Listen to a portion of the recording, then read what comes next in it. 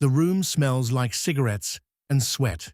You're sitting across from a man who's killed more people than he can remember, and he's studying your face for any micro-expression that says you don't belong here.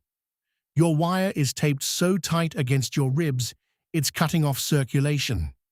One wrong word, one hesitation, one bead of sweat in the wrong place, and they'll find pieces of you scattered across 3 different states.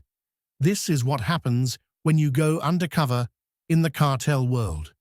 Not the Hollywood version, where the hero always wins.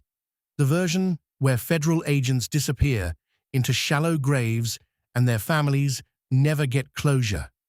But here's what nobody tells you about the people hunting cartels or the people working for them. There's a hierarchy, a food chain of killers, operatives, and wannabes that stretches from pathetic scammers all the way up to ghosts who make entire families vanish without a trace. And if you're going undercover, you need to know exactly who you're dealing with at every level, because the difference between number 7 and number 1 isn't just skill. It's the difference between a kid with a gun and a predator who's been doing this since before you were born. Let me walk you through the 7 levels of people in this world. And trust me, by the time we hit number 1, you'll understand why some undercover officers never come home. Number 7, the scammed wannabe. You've seen those Hollywood movies where a guy in a hoodie opens his laptop, enters the dark web, and hires a professional hitman with the same ease you'd order pizza. Movies and YouTube videos have convinced people there's an Amazon of crime where you can browse a catalog, filter by price range, and pick an assassin based on 5-star reviews, scary website names, photos of tough guys holding guns, payment in Bitcoin. Looks professional, right? Wrong. 99.9% of so-called hitman services on the dark web are scams designed to steal your cryptocurrency. You send the money, wait for confirmation, and the killer simply stops responding. Or worse, the site administrator isn't a Russian mafia boss. It's a bored federal agent sitting in an air-conditioned office in Quantico, Virginia, documenting every click you make. Security experts call these honeypots, and digital traps set specifically to catch people stupid enough to think murder comes with customer service and a money-back guarantee. Real killers who value their freedom don't have live chat support or refund policies, and the only thing showing up at your door after you click confirm payment isn't a stealthy assassin. It's a SWAT team with an arrest warrant that has your name on it. Internet hitmen are like that supermodel who messaged you first on Instagram. They don't exist, or if they do, they just want your money. Number 6, the rookie. Take the case of Santre Sanchez Gale. This 15-year-old kid from North London took a contract to kill a woman named Gulistan Subasi. His payment? £200. Not 200,000, 200. The price of mid-range headphones. He agreed to end a human life for what most people spend on a night out. But here's the pathetic part. After pulling the trigger, instead of ditching the weapon, switching vehicles 3 times, and disappearing into a safe house, this criminal mastermind hailed a taxi home. Picture it. He just committed murder, and he's sitting in the back of a cab, probably scrolling through TikTok the entire ride. He left behind so much forensic evidence and digital footprint that investigators didn't need to work overtime. They literally followed the trail straight to his front door within 48 hours. No escape plan, no counter-surveillance, just impulsive stupidity with a deadly weapon. He's the perfect example of someone at this level, dangerous enough to kill you, too dumb to get away with it. Number 5, the amateur. In movies, when an ordinary man gets pushed to his breaking point, He unlocks hidden talents and becomes a brilliant anti-hero who outsmarts everyone. Reality is far more pathetic. We're talking about average people who think watching crime documentaries makes them tactical geniuses. Guys who've never thrown a punch deciding they're ready to execute complex criminal operations. Like the Colorado man who tried to hire someone to kill his wife by approaching random people at a local gym and asking if they knew anyone. Or the Florida accountant who planned an elaborate murder but Googled how to delete browser history on the same computer he used to research poisons. These aren't criminal masterminds.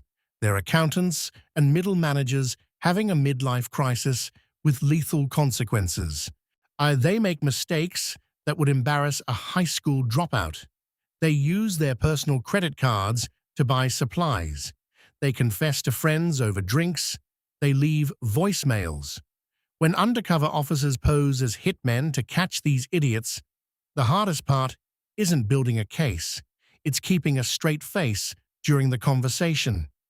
The amateur is proof that watching Breaking Bad doesn't make you Walter White. Number 4. The desperate insider. Now we're entering different territory. These aren't wannabes or morons. These are people already inside the criminal world who know just enough to be useful and just enough to get killed. Low-level cartel members, street dealers who've seen things, guys who've moved weight but never moved up. Take the case of Edgar Valdez Villarreal's organization in Mexico.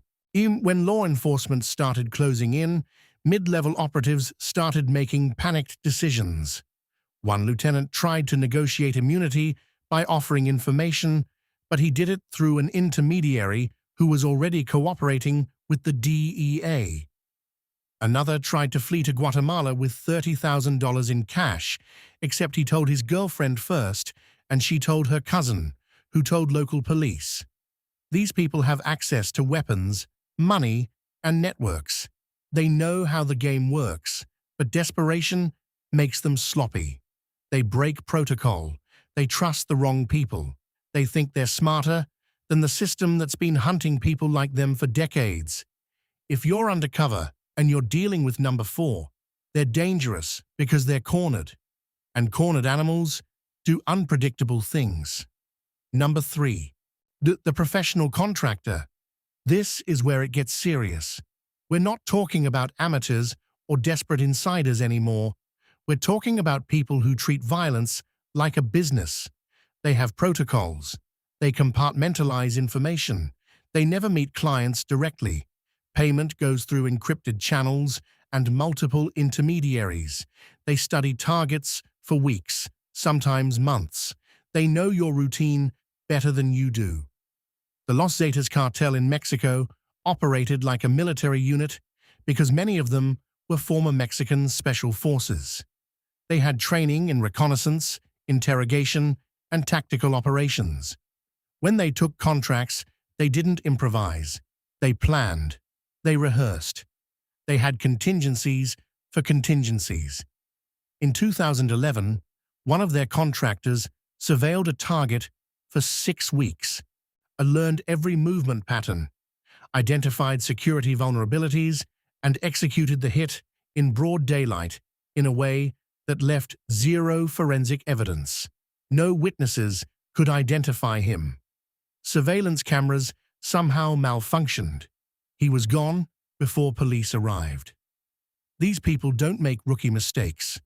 If you're undercover at this level, you're not catching them through stupidity. You're catching them through patience and maybe luck. Number 2. The cartel enforcer. You're getting close to the top now, and the air is thinner here. Cartel enforcers aren't just killers. They're weapons of organizational power. They don't take outside contracts. They don't work for money alone. They work for the structure, and the structure protects them with resources you can't imagine. Consider Joaquin El Chapo Guzman's enforcers in the Sinaloa cartel. These weren't random thugs. They were strategists who understood law enforcement tactics because some of them used to be law enforcement. They had access to military-grade equipment, surveillance technology, and intelligence networks that rivaled government agencies. When they moved with precision. One enforcer, known only by his radio call sign, orchestrated the disappearance of 43 students in Iguala, Mexico, in 2014. The operation involved local police, municipal officials, and cartel members working in perfect coordination. The students vanished without a trace. No bodies, no witnesses willing to talk. Just 43 families waiting for answers that may never come. If you're undercover and you're sitting across from number 2, you're not just risking your life. You're risking everyone you've ever loved. Number 1. The ghost. This is the apex, the person who doesn't exist on paper, doesn't appear in databases, and whose face isn't in any intelligence file. Law enforcement knows they're real because of the aftermath they leave behind. But that's all they know. The ghost doesn't do this for money. They do it because they're wired differently. They've been operating for decades, across multiple countries, and they've never been caught because they never break pattern.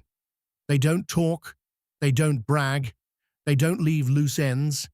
When they take a target, the target simply ceases to exist. No body, no evidence, just absence. Intelligence agencies have files on suspected individuals who might fit this profile. Former special operations soldiers who went dark after retiring. Yes, foreign intelligence assets who stayed in the field after their governments disavowed them. People with training, resources, and absolutely nothing left to lose. You don't hunt the ghost. The ghost is so far above the game that by the time you realize they're involved, the operation is already over. And if you're undercover trying to get close to number 1, you need to understand something. You're not the hunter anymore. You're the prey.